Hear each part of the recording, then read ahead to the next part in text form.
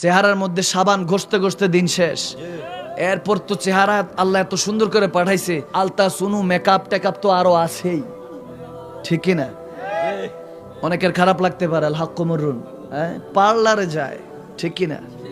পার্লারে গিয়া 5,000 টাকা যে নষ্ট করলেন, সারাদিন পর তো আবার ঠিকই ওই আল্লাহর দেওয়া পানি দিয়ে ওই 5,000 টাকা শেষ, ঠিক কিনা?